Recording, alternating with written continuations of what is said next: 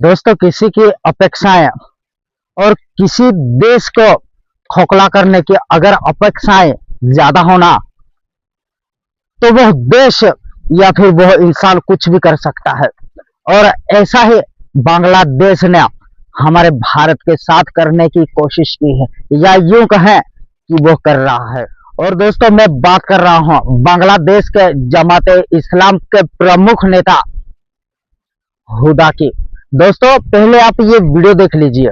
Vote চোর সাম্প্রদায়িক দাঙ্গাবাজ বিজেপির নেতাদের কাছে ক্ষমতা হস্তান্তর না করার সাহসী সিদ্ধান্তকে আমরা অভিনন্দন জানাচ্ছি।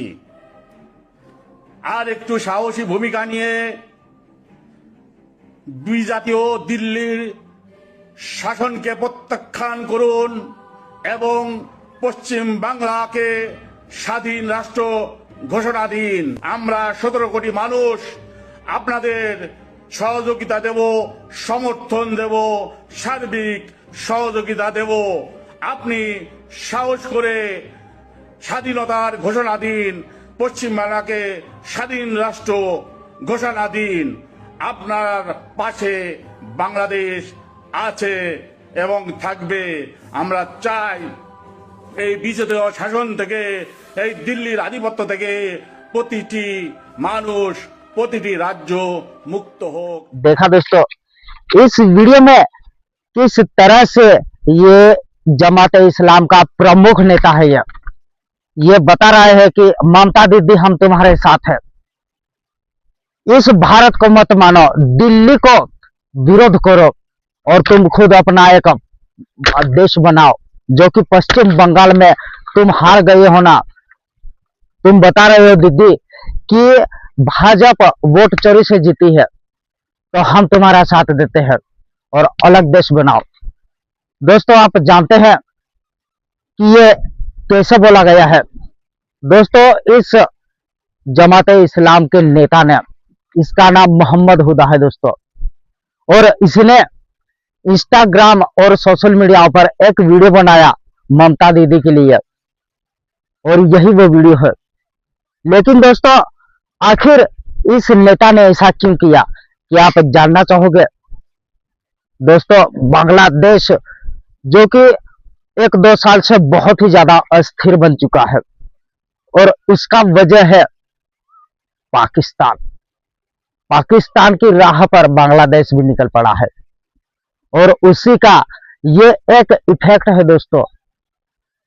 और इस तरह के बयान इसलिए दिए जा रहे हैं क्योंकि जो बांग्लादेश में जो लोग हैं, मुसलमान है या फिर जो भी बांग्लादेशी नागरिक है, वो भारत में घुसते हैं, भारत के किसी हिस्से पर अपना एक जमावड़ा लगाते हैं, वहां पर रहकर बांग्लादेश के वो घुसपैठिए भारत में आकर हम जैसे भारतीयों का जो हक है वो छीनने की कोशिश करते हैं। क्योंकि उन्हें बांग्लादेश में ऐसी सरकार नहीं मिलती है, या फिर ऐसी सोई सुविधा नहीं मिलती है जिस तरह की सोई सुविधा हमारे भारत में मिलती है। और यही वह पॉइंट है दोस्तों। अब पश्चिम बंगाल में बीजेपी की सरकार बन गई है, शुभेंदु अधिकारी सीएम बन चुके हैं। तो कहीं ना कहीं दोस्तों, यही डर है उस जमात इस्लाम के प्रमुख नेता की, कि यार ये जो हमारे बांग्लादेशी भाई भारत में घुस बैठ करके कुछ भी ऐसी भारत में हरकतें होती थी, या फिर जो भी भारत का कुछ होता था, जो भी अपडेट होता था, वो हमें मिलता था। लेकिन अब हम बीजेपी की सरकार बन गई है, तो बीजेपी तो कड़ा रुख अपनाएगी, कड़ी कार्रवाई करेगी। तो फिर हम घुसपैठियों को भारत के अंदर किस तरह से दाखिल करेंगे, और किस तरह से अगर घुसपैठिए हम भारत के अंदर दाखिल नहीं करवाएंगे, तो फिर जो भारत में चल रहा है, जो भी अपडेट है, वो बांग्लादेश को कैसे मिलेगा। यही वो सब चीज है दोस्तों। और इसलिए ये मोहम्मद हुदा बौखलाया हुआ है, और इसलिए ममता दीदी को एक अलग देश मांग करने की ये अपील कर रहा है। और दोस्तों, मैं आप लोगों को बता दूं, ये सिर्फ ममता दीदी या फिर मोहम्मद हुदा, ये सब एक पैटर्न है यानी कि दोस्तों मैं ये नहीं बोल रहा हूं कि ममता दीदी की जो शासन में उनके कार्यकृति में बांग्लादेशी लोग घुस आते थे और वो भी ममता दीदी के सहमति की वजह से, मैं ये नहीं बोल रहा दोस्तों। ममता दीदी ऐसा कुछ करती थी ये मैं नहीं बोल रहा हूं, और मैं भारत की पॉलिटिकल के ऊपर नहीं जाना चाहता हूं। बस मैं ये बता रहा हूं दोस्तों कि ये जो इस तरह का वीडियो या फिर इस तरह की अपील मोहम्मद हुदा की तरफ से की गई है ममता दीदी को, ये सरासर जो आईएसआई है, पाकिस्तान की आईएसआई खुफिया एजेंसी, इसका ही ये करतूत है दोस्तों। और इस करतूत के चलते ही आईएसआई ने बोला उस इस्लामिक जमात के नेता को, मोहम्मद हुदा को, और मोहम्मद हुदा फिर इस तरह के ये बयानबाजी कर रहे हैं, ममता दीदी को भड़काने की कोशिश कर रहे हैं। हालांकि ममता दीदी कोई बच्ची नहीं है या फिर वो किसी के बहकावे में आ जाए, ऐसा कुछ नहीं है। ये भारत का इंटरनल मामला है, और इसलिए भारत के जो ममता दीदी है, तृणमूल कांग्रेस की नेता, उन्होंने साफ मतलब उन्होंने इसके ऊपर कोई रिएक्शन भी नहीं दिया है। बस तृणमूल कांग्रेस के बाकी के नेताओं ने, ये मीडिया रिपोर्ट बता रही है दोस्तों, कि उस नेता को जो इस्लामी मोहम्मद हुदा, उसको बोला है कि ये हमारा इंटरनल मामला है, आप चुप रहना, जो भी हम कुछ कर रहे हैं या फिर जो भी चल रहा है ये हमारा मामला है, तुम दखल मत देना। और बहुत सारे कांग्रेसी नेता और भाजपा के नेताओं ने भी ये बोला है कि देखो ये इस तरह का हो रहा है। मतलब दोस्तों मोहम्मद हुदा का विरोध किया गया है भारत की ओर से, तृणमूल कांग्रेस की ओर से। और मैं आप लोगों को और एक बार बता दूं, ये जो घुसपैठिए थे, मैं ममता दीदी को ब्लेम नहीं कर रहा या फिर ममता दीदी के सरकार को ब्लेम नहीं कर रहा हूं। बस मैं इतना बोल रहा हूं दोस्तों कि अब बीजेपी की सरकार आ गई है, तो फिर जो आईएसआई और ये इस्लामी जमात के जो नेता ये घुसपैठ करवाते थे भारत में, उनकी प्लानिंग चलती थी कि भारत के इंटरनल मामले में दखल दिया जाए या भारत को शांत किया जाए। इन बॉर्डर के जिस तरह से दोस्तों मैं आप लोगों को बता दूं, जिस तरह से पाकिस्तान आतंकवादी भेजकर जम्मू कश्मीर लद्दाख में जिस तरह से इंटरनल मामलों में अशांत और इन राज्यों को अशांत रखने की कोशिश करता है ताकि पूरी भारत को ही डिस्टर्ब किया जाए। और इसी तरह से अब दोस्तों जब पिछले साल बांग्लादेश अशांत हुआ तो पाकिस्तान एक्टिव हो गया, पाकिस्तान की जो आईएसआई है वह बांग्लादेश में एक्टिव हो गई, और ये सब उन्हीं की करतूत है दोस्तों, ये सब आईएसआई की करतूत है। और आईएसआई अब इस्लामी जो जमात इस्लाम है उनके नेताओं, उनके लीडर के तहत भारत के अंदर अब इस तरह के अशांति और इस तरह के वाद विवाद करने वाली सभी चीजों को करने वाले हैं। और यहां तक कि दोस्तों ये सब मामला ना बांग्लादेश से नहीं बल्कि पाकिस्तान और चाइना से लड़ा जा रहा है, क्योंकि आप जानते हैं दोस्तों अभी ईरान, अमेरिका और इजराइल का युद्ध चल रहा है। उस हिसाब से जो एनर्जी का शॉर्टेज आया है और इसका जो खामियाजा है वो चीन को भी भुगतना पड़ रहा है, क्योंकि चीन ईरान का 90% पेट्रोलियम खुद वो इंपोर्ट करता था, और जो स्ट्रेट ऑफ हॉर्मुज में तनाव चल रहा है उसके वजह से जो डिस्टरबेंस चाइना या फिर पूरी दुनिया को मिला है, ऐसा नहीं कि सिर्फ चाइना को ही है, लेकिन चाइना अब ऐसी हरकतें करके पाकिस्तान को बहकावे में लाकर ये सब करवाने की एक कोशिश कर रहा है।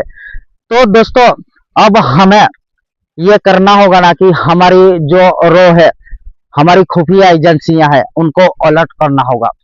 और भारत बांग्लादेश का जो 5000 का जो बाउंड्री लाइन है वहां पर भी हमें पुख्ता इंतजाम करने होंगे। हालांकि पहले से ही पुख्ता इंतजाम होते हैं, लेकिन अब हमें हाई अलर्ट हो जाना चाहिए, क्योंकि इस तरह की खुफिया या फिर जो भी जानकारी हमें मिलेगी वो हमारे देश के इंटरनल मामले और देश की डिफेंस सिस्टम को मजबूत करने में और डिफेंस को बहुत ज्यादा एक्सपेंस करने में हमें फायदा होगा, क्योंकि अगर हम हमारी खुफिया एजेंसियों को ज्यादा एक्टिव रखेंगे और हमारी जो बाउंड्री है वहां पर और भी ज्यादा बीएसएफ लगाते हैं, तो फिर ये जो इनकी चालें हैं बांग्लादेश और पाकिस्तान की, ये फिर अंदर नहीं घुस पाएंगे। और जो हमारे स्टेट को यानी कि पश्चिम बंगाल, मिजोरम, ये जो भी असम वगैरह जो भी बॉर्डर लगते हैं बांग्लादेश के, इनको डिस्टर्ब नहीं कर पाएगा ये बांग्लादेश और पाकिस्तान। और इसीलिए दोस्तों में हमें अब बहुत ज्यादा एक्टिव रहना है। और भविष्य में हमें दोस्तों जो भारत से बांग्लादेश को हम इलेक्ट्रिसिटी देते हैं, गेहूं, चावल और इस तरह की जो भी सामग्री देते हैं, फिर कॉटन देते हैं, और उसी कॉटन से फिर रेडीमेड कपड़े बांग्लादेश बनाता है, दुनिया भर के देश को एक्सपोर्ट करता है। और अगर हम इस तरह की चीजों के ऊपर बैन लगा दे, बांग्लादेश को ये सब चीजें इलेक्ट्रिसिटी अगर ना दे, तो फिर बांग्लादेश के जो भी कारखाने होंगे वो सब ठप हो जाएंगे। क्योंकि दोस्तों हमें बांग्लादेश की इकोनॉमी को ठप करना होगा। जो बांग्लादेश की इकोनॉमी है ना, अगर उसको हम जमीन पर नहीं लाएंगे तो ये बांग्लादेशी नहीं सुधरेंगे। हालांकि दोस्तों बांग्लादेश की जो सरकार है उन्होंने साफ इनकार कर दिया, मतलब वो दूर से देख रहे हैं और बता रहे हैं कि ये जो मोहम्मद हुदा है ये तो सिर्फ अपनी पर्सनल चीजें कर रहा है, हम इसको ऊपर इंटरफेयर नहीं करेंगे, या फिर ये बांग्लादेश का ऑफिशियल स्टेटमेंट नहीं है, ये खुद का है। साफ तौर पर ये बोल दिया दोस्तों, क्योंकि बांग्लादेश का प्रेसिडेंट नहीं चाहता है कि भारत के साथ इस तरह का विरोध या फिर तनाव बढ़े। अगर तनाव बढ़ता है तो फिर यही मैंने आप लोगों को बताया, भारत से इलेक्ट्रिसिटी जाती है बांग्लादेश को, गेहूं चावल जाते हैं बांग्लादेश को, कॉटन जाता है बांग्लादेश को, और उसी कॉटन से दोस्तों बांग्लादेश फिर कपड़े बनाता है, रेडीमेड कपड़े बनाकर पूरी दुनिया को एक्सपोर्ट करता है। खास करके इन्हीं सभी चीजों के ऊपर अगर हम बैन लगा दें या फिर थोड़ी भी नकल कसी ना, तो बांग्लादेश घुटने पर आ जाएगा। और यही सब चीज सोचकर दोस्तों जो बांग्लादेश का लीडर है वो बता रहे कि ये सिर्फ मोहम्मद हुदा का एक पर्सनल ओपिनियन है या फिर उसका पर्सनल स्टेटमेंट है, हम इसमें कोई भाग नहीं लेंगे।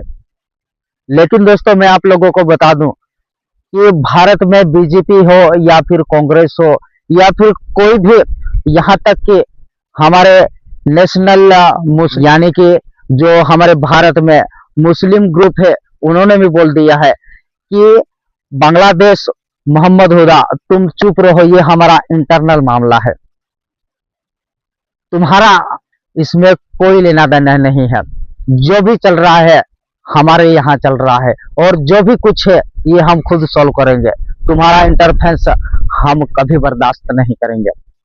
दोस्तों सिर्फ दोस्तों हमें अब अलर्ट रहना है, क्योंकि कहीं ना कहीं अगर मैं आप लोगों को बताऊं दोस्तों, जो शुभेंदु अधिकारी है उनके पिए का जो मर्डर हुआ, मुझे तो लगता है कि ये बांग्लादेश और आईएसआई की ही कोई साजिश होगी, उनका ही ये कोई एक प्लान होगा ताकि पश्चिम बंगाल अशांत रहे।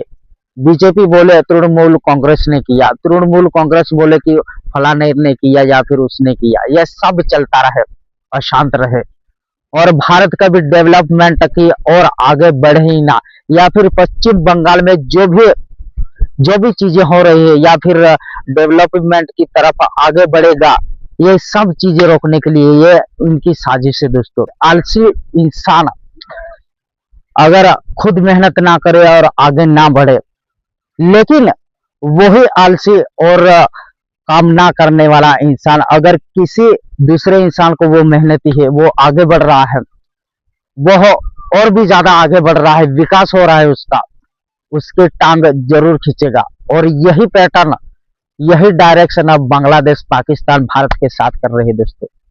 और भारत वही मेहनती और वही डेवलपमेंट की तरफ आगे बढ़ रहा है। और ये जो आलसी बांग्लादेश और पाकिस्तान है, ये भारत के टांग खींच रहे हैं।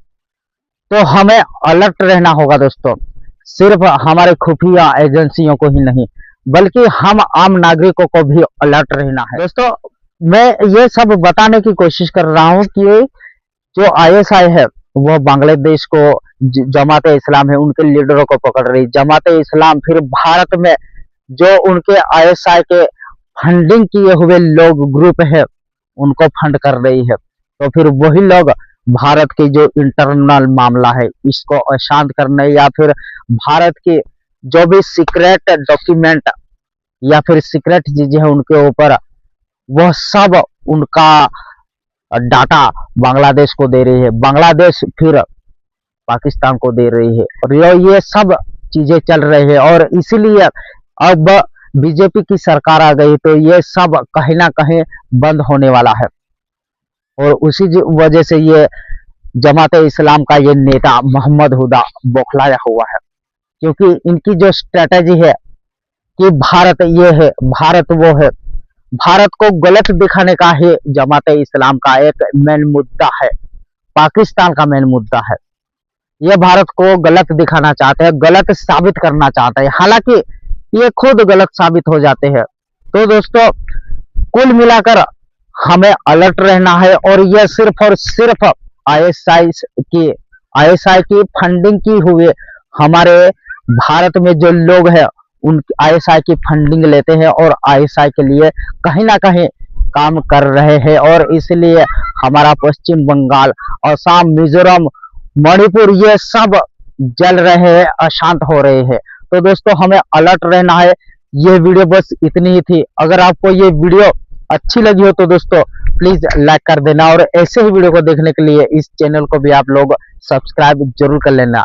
तो दोस्तों, जय हिंद, धन्यवाद।